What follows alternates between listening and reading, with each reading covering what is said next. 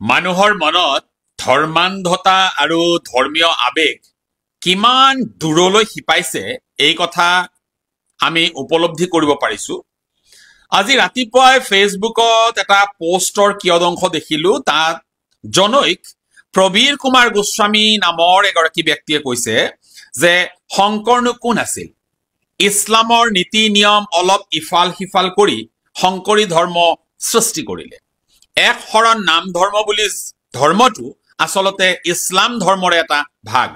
সেইকাৰণে শংকৰী কেইটাৰো মুছলমানৰ নিচিনা চৰিত্ৰ।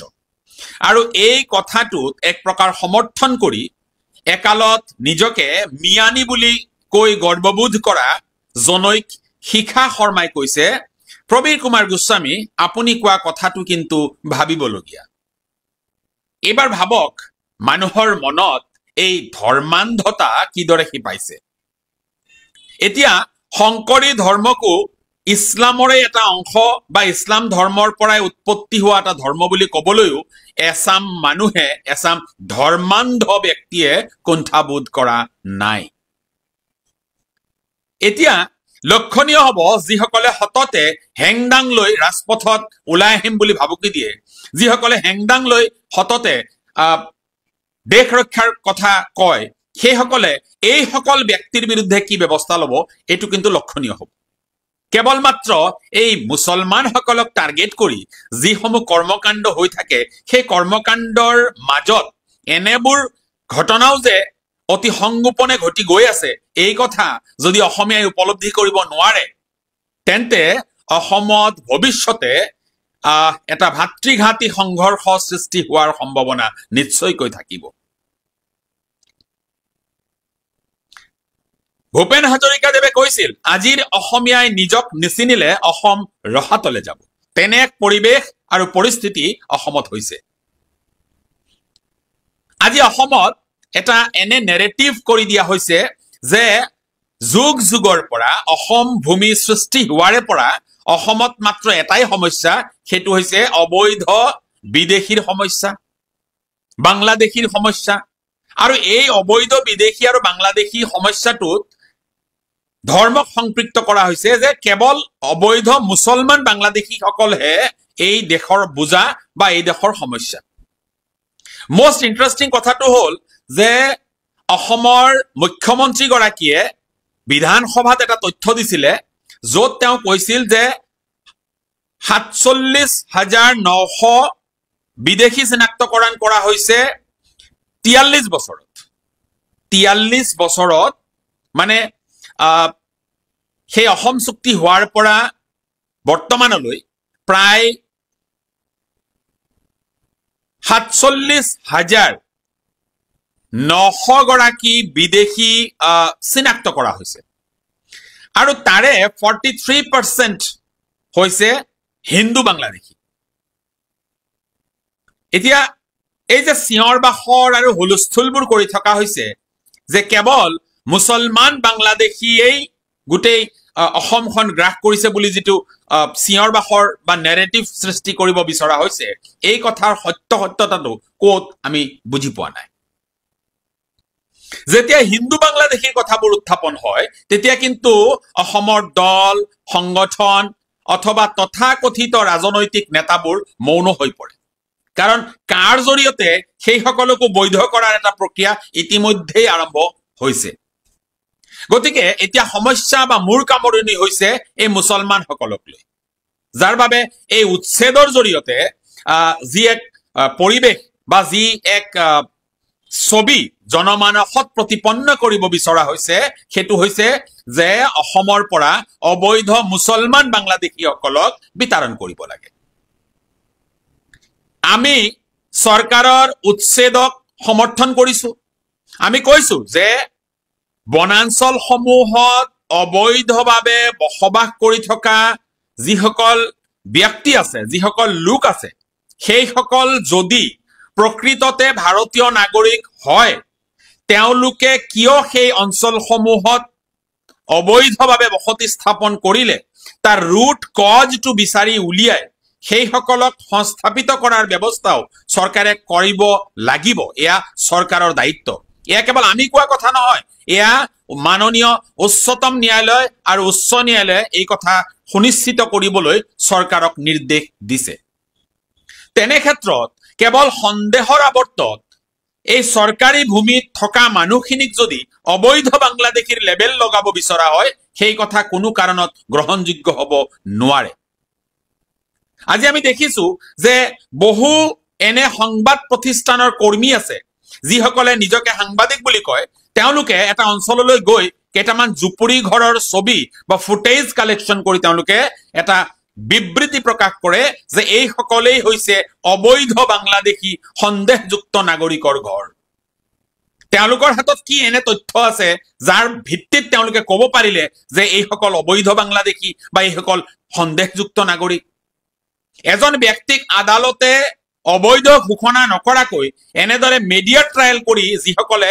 অবৈধ লেবেল লগাব বিচাৰিছে এই সকলক আমি গৰিহণা দিছো মহামান্য উচ্চতম ন্যায়ালয়ে এইদৰে মিডিয়া ট্ৰায়েল বা এইদৰে নেৰেটিভ সৃষ্টি কৰাটোত বাধা আৰোপ কৰিছে কিন্তু তাৰ পিছতো দেখিছো একাংশ সাংবাদিকে তেতুফালি চিঞৰ বাখৰ হুলস্থুল কৰি কেৱল এন্টাৰটেইনমেন্ট আৰু ভিউজ বঢ়াবৰ বাবে টিআৰপি বঢ়াবৰ বাবে সাংঘাতিক ধৰণৰ মিউজিক বজাই এই ঘৰসমূহ দেখুৱাই এই লোকসকলক দেখুৱাই তেওঁলোকক অবৈধ বাংলাদেশী বুলি অভিহিত কৰি এটা সেন্সেশন ক্ৰিয়েট কৰিব বিচাৰিছে তো এনে ধৰণৰ মানসিকতাৰ আমি বিৰোধী আজি ব্যক্তিগতভাৱে যেটো অভিজ্ঞতা আমাৰ আছে সেই অভিজ্ঞতাৰ পৰা কৈছো আমি এনে বহু অঞ্চল দেখিছো যিসমূহ অঞ্চলত গৰা খহনিয়াত আক্ৰান্ত লোকসকলে আহি চৰকাৰী ভূমিত সংস্থাপিত হৈছে আৰু সেই চৰকাৰী ভূমি সমূহত আজি কিছু বছৰ আগলৈকে তেওঁলোকে বেদখলী জৰিমনা এক প্ৰকাৰ হাজনা তেওঁলোকে দিছিল যেটো তেওঁলোকে সেই মৌজাদাৰৰ কাৰ্যালয়লৈ গৈ সেই খাজনা তেওঁলোকে দিছিল বা বেদখলী জৰিমনা তেওঁলোকে দিছিল তাৰ ৰিসিপ্ট তেওঁলোকৰ হাতত আছে মানে চৰকাৰে তাৰ পৰা সেই মানুহখিনিক অস্থায়ীভাৱে তাত থকাৰ সুযোগটো দিছিল আৰু তেওঁলোকৰ পৰা সেই বেদখল কৰাৰ বাবে জৰিমনাও সংগ্ৰহ কৰিছিল এই তথ্য মচি পেলাব নোৱাৰে এই তথ্য এটা চৰকাৰী তথ্য কিন্তু পৰৱৰ্তী সময়ত সেই বেদখলী জৰিমনা লোৱা পদ্ধতিটো বন্ধ কৰি দিয়া হ'ল এই লোকসকল কৰোৰ পৰা মাটি ফুটি ওলোৱা নাই বা এই সকল লোক কৰবাৰ আকাশৰ পৰা পৰা নাই তেওঁলোক এটা ৰেভিনিউ ভিলেজত বসবাস কৰা মানুহ আছে কিন্তু বিধিৰ বিপাক যে সেই অঞ্চলসমূহ বানপানী কবলত পৰাত বা ব্ৰহ্মপুত্ৰৰ বুকুত জাহ যোৱাৰ বাবে সেই লোকসকলে উপায়বিহীনভাৱে চৰকাৰী ভূমিত তেওঁলোকে বসবাস কৰিবলৈ বাধ্য হ'ল আৰু যাৰ বাবে তেওঁলোকে সেই চৰকাৰী ভূমিৰ যেটো বেদখলী জৰিমনা হেয়া দিয়াৰ ৰেকৰ্ডো তেওঁলোকৰ হাতত আছে গতিকে এনেবোৰ কথা বতৰা বিবেচনা নকৰাকৈ এনেবোৰ কথা বতৰা কোনো ধৰণৰ নুচুৱাকৈ এই যে মিডিয়াৰ কিছু একাংশ তথাকথিত সেই অকালপক্ষ কিছু সাংবাদিকে এই যে চিঞৰ বাখৰ কৰি কথাবোৰ কৈছে এই কথাটো নিন্দনীয় কথা এটা আজি ধুবুৰীত উচ্ছেদ কৰা হ'ল লগে লগে এটা নিউজ আহিছে যে জিঅলজিক্যাল সাৰ্ভে অফ ইণ্ডিয়াই ধুবুৰী গোৱালপাৰা অঞ্চলত ৰেয়াৰ আৰ্থ এলিমেন্টৰ সন্ধান পাইছে এক বিপুল পৰিমাণৰ ৰেয়াৰ আৰ্থ এলিমেন্টৰ সন্ধান পাইছে ধুবুৰী গোৱালপাৰা অঞ্চলৰ ভূগৰ্ভত এই কথাটো কিমান দূৰ সত্য বা এই কথাটোৰ বাবেই এই মানুহবিলাকক টাৰ্গেট কৰি উচ্ছেদ কৰা হ'ল নেকি বুলি এতিয়া এটা প্ৰশ্নবোধকৰ সৃষ্টি হৈছে পৰৱৰ্তী সময়ত লক্ষণীয় হ'ব এই কথা বতৰাবোৰ চৰকাৰে যেটো উচ্ছেদ কৰিছে সেই কথাটোক সমৰ্থন কৰিও এই যে ৰেয়াৰ আৰ্থ এলিমেন্টৰ যেটো সম্ভেদ পোৱা গৈছে সেই কথাটোৰ লগত এই উচ্ছেদৰ কি সম্পৰ্ক আছে এই কথাটো অসমবাসীয়ে কিন্তু দৃষ্টি ৰাখিব আজিৰ যেটো পৰিবেশ পৰিস্থিতি হৈছে এই পৰিবেশ পৰিস্থিতিটোত আমি স্পষ্টভাৱে দুটামান কথা দেখিছো হেতু হৈছে যে অসমত এটা পৰিবেশ সূচনা কৰিব বিচৰা হৈছে যেটো পৰিবেশ হয়তো প্যাৰেলেল টু 1983 মানে অসম আন্দোলনৰ সময়ৰ এটা পৰিবেশ ৰূপ দিবলৈ পৰিকল্পিতভাৱে চেষ্টা কৰি থকা হৈছে এটা এটা ন্যস্ত স্বাৰ্থ জড়িত চক্ৰই এই প্ৰচেষ্টা কৰিছে যে অসমত 1983 চনৰ সদৃশ এটা পৰিৱেশ হ'ব লাগে। ন্যায় ব্যৱস্থাৰ ওপৰত ভৰসা ৰখা অসমীয়াই এই কথাটোৰ বিৰোধিতা কৰিছে।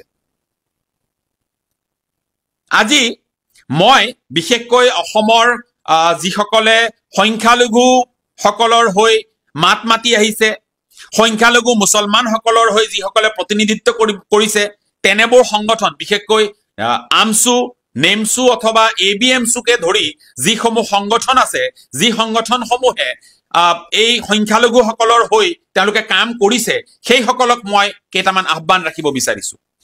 আপোনালোকৰ যি আন্দোলনৰ ধাৰা, সেই আন্দোলনৰ ধাৰা অকণমান পৰিৱৰ্তন আপোনালোকে কৰিবই লাগিব।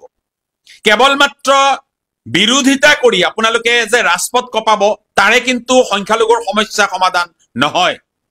আপোনালোকে চৰকাৰৰ সিদ্ধান্তৰ বিৰুদ্ধে বা এই সংখ্যালঘুসকল যে নিৰ্যাতিত হৈ আছে তাৰ বিৰুদ্ধে আপোনালোকে কেৱল ৰাজপথৰ আন্দোলন কৰিলে বা দিল্লীলৈ গৈ আপোনালোকে ধৰ্ণা কাৰ্যসূচী ৰূপায়ণ কৰিলেই এই সমস্যাৰ সমাধান কেতিয়াও সম্ভৱ নহয়।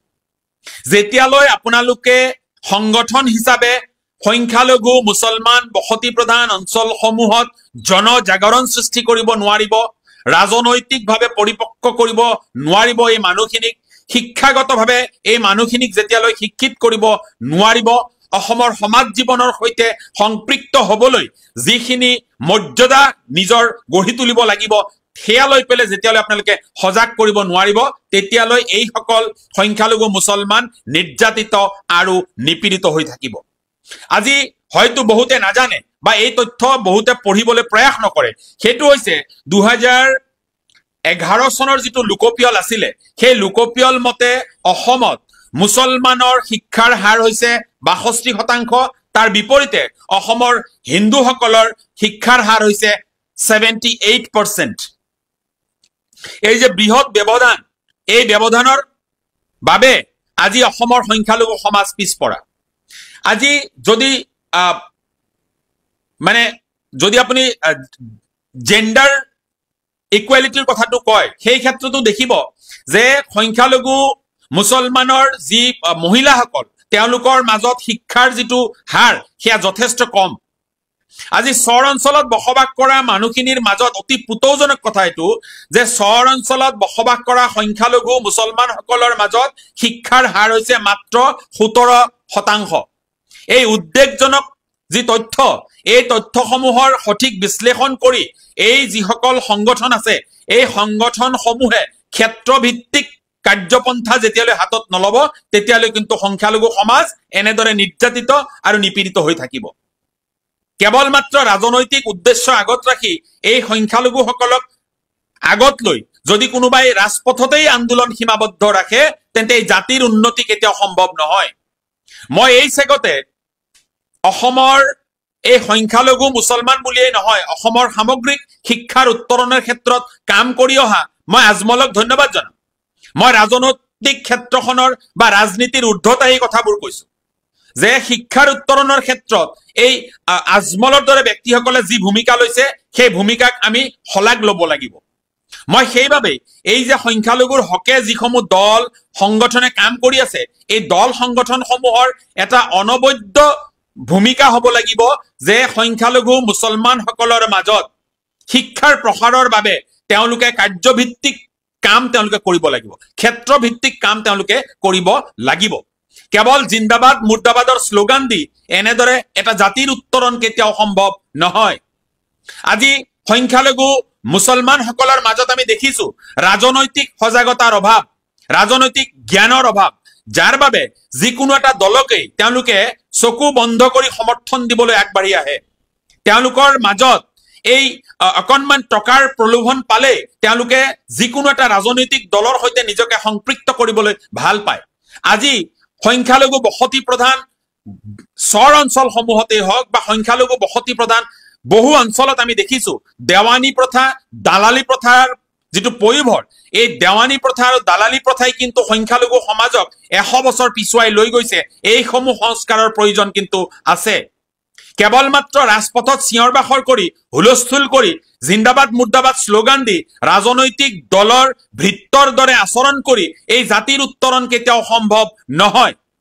গতিকে সংখ্যালঘুসকলে নিজৰ উত্তৰণৰ বাবে যেতিয়ালৈ শৈক্ষিকভাৱে তেওঁলোক আগবাঢ়ি অহাৰ প্ৰয়াস নকৰিব, ৰাজনৈতিক শিক্ষাৰে শিক্ষিত হৈ যিসকলে নিজৰ ৰাজনৈতিক অধিকাৰ সাব্যস্ত কৰিবৰ বাবে উপযুক্ত ধৰণে নিজৰ ৰাজনৈতিক যি জ্ঞান তাৰ পৰিসৰ যেতিয়ালৈ বৃদ্ধি নকৰিব, তেতিয়ালৈ এই জাতি নিৰ্যাতিত আৰু নিপীড়িত হৈ থাকিব। আজি আমি দেখিছো যে জাতীয়তাবাদী শিবিৰৰ পৰা বহু নেতাই তেওঁলোকৰ ফেচবুক পোষ্টসমূহত কৈছে যে এইসমূহ মানুহ অসমৰ জনজীৱনৰ সৈতে কেতিয়াও সংপৃক্ত হ'ব নোৱাৰে। তাৰ এটা অন্যতম কাৰণ হিচাপে কৈছে এই মানুহসকলৰ মাজত থকা সেই অপৰাধ প্ৰৱণতা বা মানুহবোৰৰ এই যে লেতেৰা পেতেৰা হৈ থকাৰ যিটো এটা মানসিকতা, এনেবোৰ কথাও কিন্তু উল্লেখ কৰিছে। আমি সেইবাবেই কৈছো এই যে অপৰাধ প্ৰৱণতা নিৰ্মূলকৰণৰ বাবে আমছু, নেমছু অথবা ABMছুকে ধৰি যিসমূহ দল সংগঠন আছে তেওঁলোকে সক্ৰিয় ভূমিকা গ্ৰহণ কৰিব লাগিব। আজি কেৱল নিৰ্বাচন আহিলেই এই সংখ্যালঘু মুছলমান বসতি প্ৰধান অঞ্চলসমূহত যি উল্লাসৰ পৰিৱেশ সৃষ্টি হয়, সেই উল্লাসৰ পৰিৱেশ কিন্তু এই জাতিৰ উত্তৰণত একো ভূমিকা পালন কৰিব নোৱাৰে। গতিকে আমি আহ্বান জনাইছো এই সংগঠনসমূহলৈ, লগতে বৃহত্তৰ সংখ্যালঘু মুছলমান সমাজলৈ যে ৰাজনৈতিকভাৱে জাগ্ৰত হবলৈ শিকক, শৈক্ষিকভাৱে অগ্ৰসৰ হবলৈ আপোনালোক শিকিব লাগিব। নিজৰ সমাজত থকা কুপ্ৰথাসমূহ আঁতৰাই নিজৰ সমাজত থকা অপৰাধপ্ৰৱণ মানুহসমূহক সংস্কাৰৰ দিশত আগুৱাই আনিবলৈ যত্ন কৰিলেহে এই জাতিয়ে উত্তৰণ বা উন্নতি সম্ভৱ কৰিব পাৰিব। তাৰ বাহিৰে অন্য ধৰণে চিন্তা কৰিলে এই জাতিৰ যিটো নিপাত, এই কিন্তু অৱশ্যম্ভাৱী। কোনোবাই আপোনালোকক ৰাজনৈতিক হাতিয়াৰ কৰিব বিচাৰিছে, এই কথা আপোনালোকে বুজিব লাগিব। কোনোবা দল সংগঠনে আপোনাক হাতিয়াৰ হিচাপে লৈ তেওঁলোকৰ ৰাজনৈতিক বৈতৰণি পাৰ হ'ব বিচাৰিছে, এই কথাত আপোনালোকে প্ৰতিবাদ কৰিব শিকিব লাগিব। আমি দেখিছো যে আপোনালোকৰ মাজত ৰাজনৈতিক অপৰিপক্কতা ইমানেই বেছি যে আপোনালোকক পদলেহন কৰি থকা, আপোনালোকক নিৰ্যাতন কৰি থকা ব্যক্তি তথা দলসমূহক আপোনালোকে সমৰ্থন কৰিবলৈ কুণ্ঠাবোধ নকৰে। এই মানসিকতা যেতিয়ালৈ আপোনালোকে পৰিত্যাগ নকৰিব, অসমত আপোনালোকে এনেদৰে নিৰ্যাতিত আৰু নিপীড়িত হৈ থাকিব। এই গোটেই বিষয়বোৰ আলোচনা কৰিবৰ বাবে, এই গোটেইবোৰ বিষয়বোৰ আপোনালোকে অনুধাৱন কৰিবৰ বাবে এটা সময়ৰ প্ৰয়োজন। আপোনালোকে যদি এই বিষয়বোৰ নিজে অনুধাৱন কৰি নিজৰ অধিকাৰ সাব্যস্ত কৰিবৰ বাবে আপোনালোকে যদি শৈক্ষিকভাৱে অগ্ৰসৰ আগবাঢ়ি নাহে, তেন্তে আপোনালোকক আগবঢ়াই আনিবৰ বাবে কোনোবাই হাজাৰ চেষ্টা কৰিলেও কিন্তু সেয়া সম্ভৱ হৈ নুঠিব। গতিকে মই আপোনালোকক অনুৰোধ জনাম, বিশেষকৈ সংখ্যালঘু মুছলমানসকলক মই অনুৰোধ জনাম যে আপোনালোকৰ মাজত থকা কুসংস্কাৰসমূহ, আপোনালোকৰ মাজত থকা সেই অপৰাধ প্ৰৱণতাক নিৰ্মূল কৰাৰ দায়িত্ব কিন্তু আপোনাৰ। আপোনাৰ মাজত শিক্ষাৰ হাৰ বৃদ্ধি কৰাৰ দায়িত্ব কিন্তু আপোনাৰ। গতিকে মই দল সংগঠন নিৰ্বিশেষে সংখ্যালঘু প্ৰতিজন মুছলমানক অনুৰোধ জনাইছো, শৈক্ষিক অগ্ৰসৰতা, ৰাজনৈতিক অগ্ৰসৰতা, নিজৰ বুদ্ধিমত্তাৰ বিকাশ, এইবোৰত যদি আপোনালোকে গুৰুত্ব দিব নোৱাৰে, তেন্তে অনাগত ভৱিষ্যত কিন্তু আপোনালোকৰ বাবে ভয়াৱহ হ'ব। গতিকে মই এই উচ্ছেদ যিটো হৈছে, এই সমান্তৰাল এই উচ্ছেদৰ সমসাময়িক পৰিস্থিতিত মই সংখ্যালঘু মুছলমানসকলক অনুৰোধ জনাইছো যে আপোনালোকে এইদৰে অবৈধভাৱে কোনো বনাঞ্চলেই হওক বা কোনো চৰকাৰী ভূমিয়েই হওক, সেয়া যদি বেদখল কৰিছে, তেন্তে সেই বেদখল মুক্ত কৰাৰ দায়িত্ব কিন্তু আপোনাৰ। চৰকাৰী পদ্ধতিৰে ভূমিহীন মানুহখিনিয়ে চৰকাৰৰ ওচৰত আবেদন কৰক, তাৰ পিছত যদি চৰকাৰে তাত কোনো পদক্ষেপ গ্ৰহণ নকৰে, তেতিয়া গণমুখী আন্দোলন গঢ়ি তুলিবৰ বাবে আপোনালোক প্ৰস্তুত থাকক। বিষয়বোৰ জুকিয়াই চাব, যুক্তিযুক্ততা বিচাৰি পালে এই বিষয়সমূহ মানুহৰ মাজত নিয়াৰ বাবে আপোনালোকে সহযোগ কৰিব বুলি আমি আশাবাদী।